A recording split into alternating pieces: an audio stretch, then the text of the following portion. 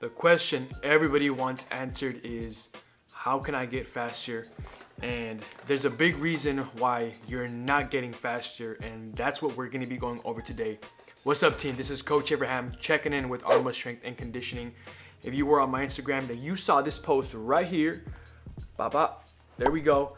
Why you're not getting faster, all right? And it comes down to a few little things that we're going to be going over, and how you can program your own speed sessions, how many times, and the volume, and all that good stuff, guys. So, hey, without further ado, let's just get right into the video. Yeah, top of the morning, I know that you thought I was dormant. Woke up early from shots that was swarming the block. So, first things first, we need to address, can you get as fast as Alphonso Davies? And the thing that you need to understand is genetics plays such a big role, if not the biggest contributor to speed, right? The next thing that's going to play a big role is red. The next thing that's going to play a big role is your development from a young age.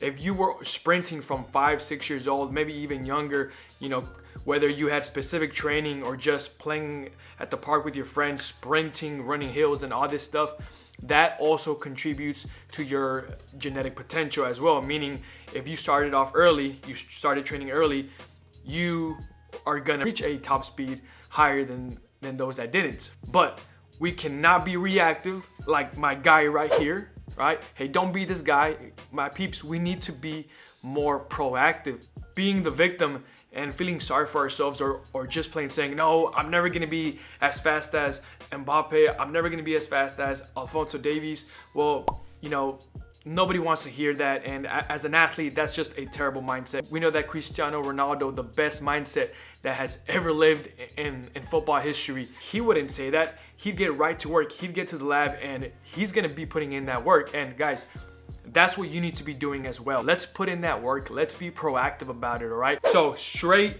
sprinting is the most frequent action before scoring goals, right? And there's my guy in the back doing his thing. To develop speed, if you're not sprinting 1 to 2 times a week, you are limiting your potential for the future. Sometimes we do a little bit too much agility and not enough linear sprinting, okay? Now, important factors: recovery. If you sprint 30 meters and rest 30 seconds, guess what? You're not training speed. If you're feeling gassed during a sprint session, then you're doing it wrong. The recommended rest, and this is something I got from Mikey Young, PhD. He is a great coach. He's somebody I follow and trust a lot, and is somebody who has elevated the strength and conditioning world. He is somebody who works with track athletes, and he recommends 60 seconds for 10 meters, and he's had more information over it, but I'm going to simplify it just for you guys. So let's just stick with this right here: 60 seconds for every 10 meters that you run. All right, in long distances, you're sprinting too much distance. I've gotten questions about people like, hey, what should my 100 meter be? And look, if you're a track star or whatever, that's okay. But if you're gonna ask me those questions for a footballer, I do not recommend that you sprint 100 meters. Most sprints are gonna be less than 3 seconds, if I'm not mistaken. All right, team, you know I'm gonna bring you with the facts, and if I don't have the facts, I'm gonna look them up. So here is data collected from the UEFA Europa League, and it shows us that 90% of all sprints of professional footballers were shorter than 5 seconds, and only 10% of those were longer than 5 seconds. That doesn't mean that you shouldn't train over 5 seconds, but this is the average, so we can gain that top speed. Okay, and you can also see up here the distance and the percentage for total number of sprints that players run for the distances. And like I have right here, my recommendations is 10 to 40 meters, which is going to take 1 to 5 seconds each. Now, that's not saying you can't go over. I'm not saying you can't do 50 meters. You definitely can as well. And another thing is that you're doing too much. Top velocity sprinting is the most demanding thing you can do to the body, meaning you need to rest, okay? And here are some quick guidelines. For the first few weeks, sprint between 10 to up to 20 meters, right? Each week, add 5 meters. Okay, get your body adjusted to this type of workout, especially if you haven't done something very consistently like this. And the next few weeks, go between 20, and I know this says 40, but you can go up to 50 meters. It's okay to touch up on those higher ends every now and then. Another valuable piece of information that you should know is the difference between acceleration and top speed training.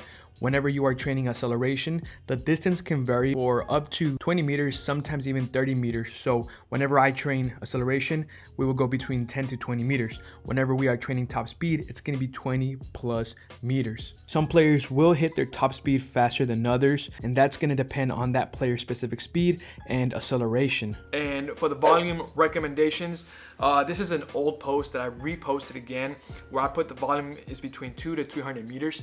And the sweet spot I have found for footballers starting off is around the 150 meter mark, and from there just kind of going up. And the most important thing, like, you can do this twice a week, Monday and then Thursday again.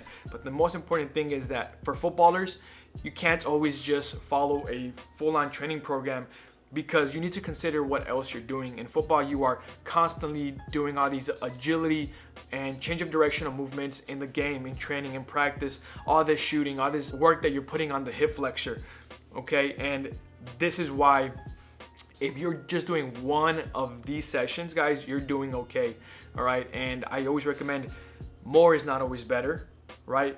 Wouldn't you want to do the least amount of work so you can focus on your game while still getting faster?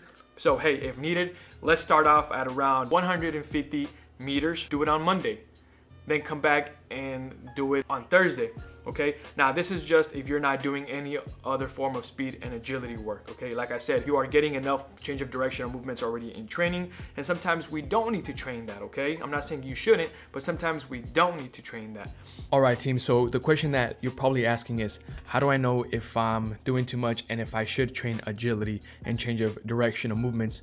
Well, look at it like this. If you're getting enough playing time, you're getting good amounts of change of direction of movements, okay? If you find yourself, hey, there's certain positions and cuts that I'm not good at, practice those. However, if you're getting good playing time, maybe you're even playing 2 games a week, maybe you don't need to do any more change of directional stuff, and you should only focus on a linear fashion top speed sprinting, so we can get that exposure, so you can keep on developing that top speed. So check out this next example that I'm gonna give you if you do need to add a change of directional session. But if needed, this is how I would do it. I would train on Monday some sort of linear sprint, and then on Thursday, okay, I would see what change of direction and movement am I lacking in, where can I improve. Maybe I'm not good at doing tight angles, so maybe I may hit the pitch and do some arrowhead drills that exposes me to staying tight to those cones. So things like that, right? We want to be efficient with our game. And guys, hey, that's pretty much it. This is pretty short. If you have any questions as far as speed development, let me know down below. This is something I constantly recommend, and I'm not going to stop recommending as far as the guidelines goes, okay? Guys, if you want something more specific to you, you want an actual program, hit my website, which is going to be right here. I have programs made for you for the footballer in 4 different phases, from foundation to hypertrophy to max strength to conversion to power, which all includes plyometrics / power and speed and change of directional movements. If you want something more specific to you, you're a higher level athlete, check out my custom made programs, and you can DM me on Instagram if you have any more questions. So guys, thank you so much for watching, and hey, I'll see you guys in the next one. Let's get out of here.